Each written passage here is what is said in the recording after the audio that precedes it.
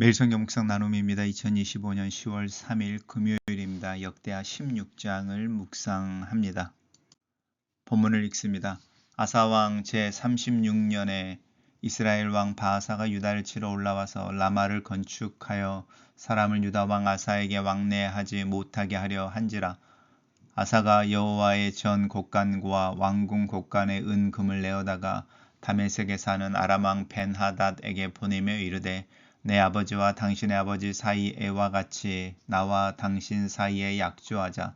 내가 당신에게 은금을 보내노니 와서 이스라엘 왕 바하사와 세운 약조를 깨뜨려 그가 나를 떠나게 하라 하매 벤하닷이 아사 왕의 말을 듣고 그의 군대 지휘관들을 보내어 이스라엘 성읍들을 치되 이온과 단과 아벨마임과 납달리의 모든 국고성들을 쳤더니 바하사가 듣고 라마 건축하는 일을 포기하고 그 공사를 그친지라.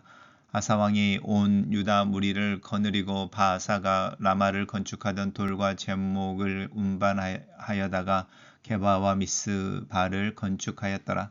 그때 선지자 하나니야가 유다 왕 아사에게 나와 그에게 이르되 왕이 아람 왕을 의지하고 왕이 하나님 여호와를 의지하지 아니하였으므로 아람 왕의 군대가 왕의 손에서 벗어났나이다. 구스 사람과 룹 사람의 군대가 크지 아니하며 말과 병거가 심히 많지 아니하더이까. 그러나 왕이 여호와를 의지하였으므로 여호와께서 왕의 손에 넘기셨나이다.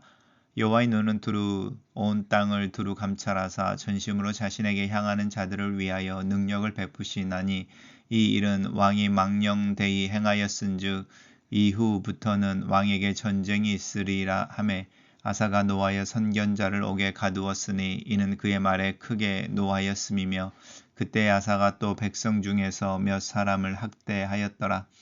아사의 처음부터 끝까지의 행적은 유다와 이스라엘 열왕기에 기록되니라. 아사가 왕이 된 지 39년에 그의 발이 병들어 매우 위독하였으나 병이 있을 때에 그가 여호와께 구하지 아니하고 의원들에게 구하였더라.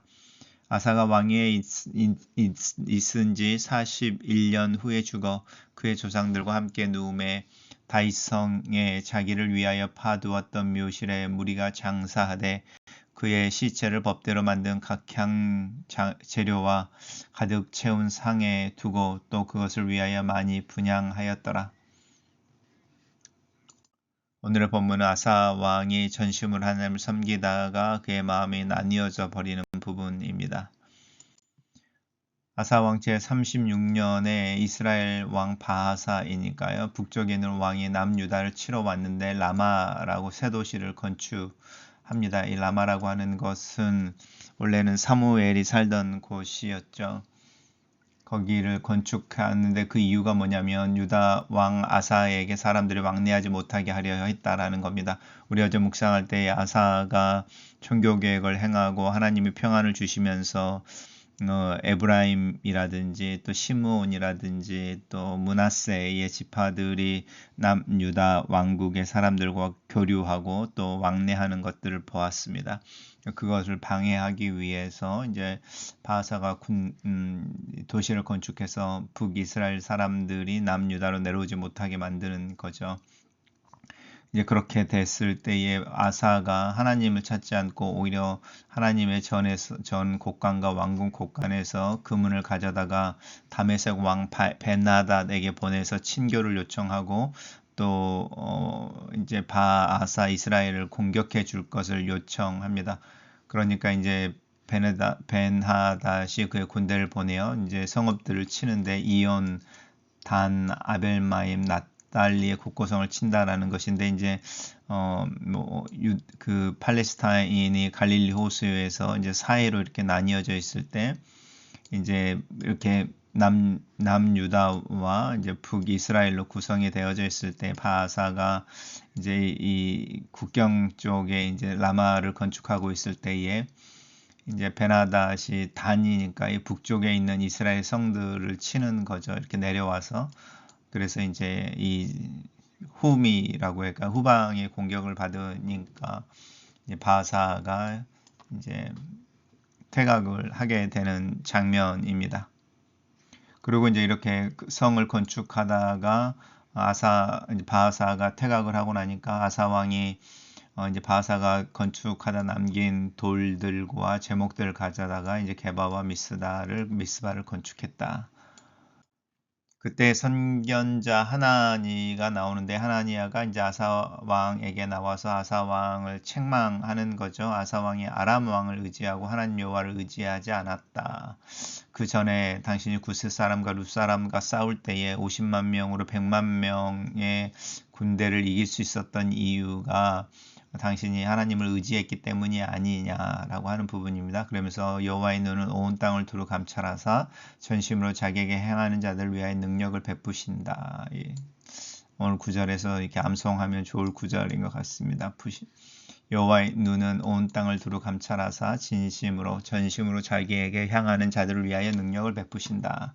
하지만 당신이 하나님을 의지하지 않고 더구나 이제 아람 왕을 의지하였으므로 이제 하나님께서 그 능력을 거두어내시고 평화라고 하는 부분이 끊어지게 될 것이다. 근데 이제 아사가 다윗과 다른 점이라고 할 수 있죠. 여기서 회개하기보다는 오히려 화를 내고 선견자를 이제 옥에 가둡니다. 그러니까 이제 종교교획하고 자기 어머니를 그 폐위시킬 정도로 하나님 앞에 순전하게 나아가고, 그로 인해서 하나님의 은혜를 경험하고 부강해졌던 이 아사 왕이 어느 부분에서 왜라고 하는 부분이죠. 왜 믿음이 나뉘어져 버리게 되었을까? 어쩌면 하나님 주신 평화의 기간으로 또 그의 나라가 부강해지면서 하나님을 의지하는 마음을 솔로몬처럼 놓쳐버린 건 아닐까? 잃어버린 건 아닐까? 우리 생각해 볼 수 있습니다. 또 아사가 백성 중에 몇 사람을 학대했다라고 하는 부분에서도 이제 단순히 뭐 포악해졌다 이런 개념이 아니라 하나님의 말씀을 따라서라고 하는 부분이죠. 하나님의 말씀을 따라서 율법의 근거에서 나라를 다스리는 것을 멈추고 폭정에 대한 이야기를 하고 있습니다. 그리고 이제 39년이니까 38년의 전쟁이 있었죠. 9년이고 그때 발에 병이 들어 위독했는데, 이 병이 들었을 때도 여호와께 구하지 않고 의원들을 구한 거죠. 이렇게 병이 들었다, 전쟁이 났다, 기근이나 자연재해가 있다, 이런 것은 하나님이 하나님의 백성들을 이렇게 훈계하시는 방법이고, 이렇게 돌이킬 것을 회개를 요청하시는 방법인 거죠. 그 방법이 이렇게 아사에게 왔을 때 아사가 회개를 거절하는 부분이 있습니다. 그리고 이제 죽음을 당하게 됩니다. 단락을 요약해 보겠습니다. 하나님을 찾는 것만이 살 길이란 진리를 알고 실천했던 아사 왕은 바하사와의 전쟁에서 아람 왕 사람을 더 의지하고 병이 들어 죽음을 맞이한다. 이렇게 정리해 봤습니다.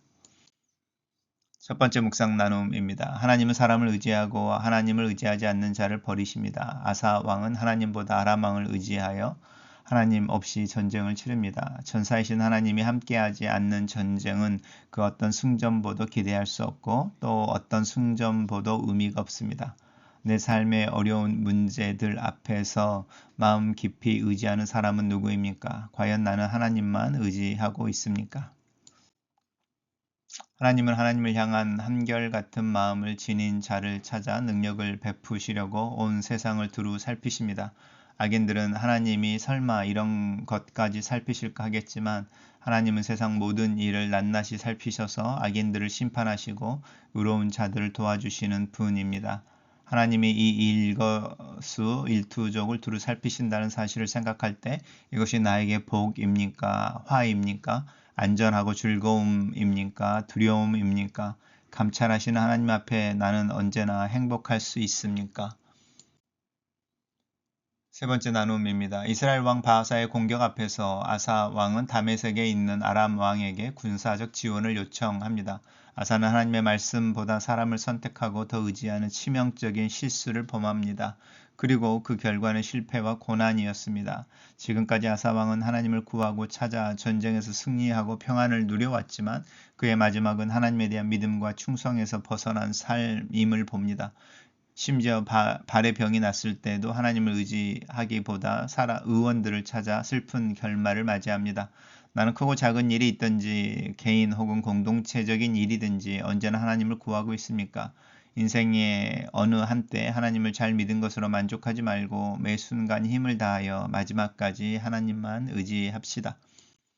아사왕은 선지자의 책망을 듣고 화가 나서 그를 옥에 가두고 다른 백성들까지 학대합니다. 그도 다윗처럼 하나님의 경고를 받고 회개하여 은혜를 회복할 기회가 있었지만 선지자의 말을 무시하고 왕에서 쫓겨난 사울의 길을 걷고 맙니다. 하나님이 사람들 통해 주시는 책망과 경고를 나는 어떻게 받고 있습니까?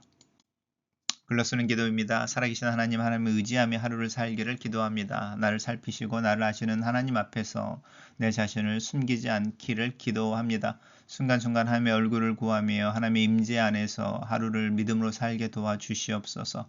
그 하나님의 임재 안에서 내 자신을 겸손하게 하고 낮추며 살피며 하나님의 뜻을 따라 사는 충실한 하루를 살게 도와주시옵소서. 예수님 이름으로 기도합니다. 아멘.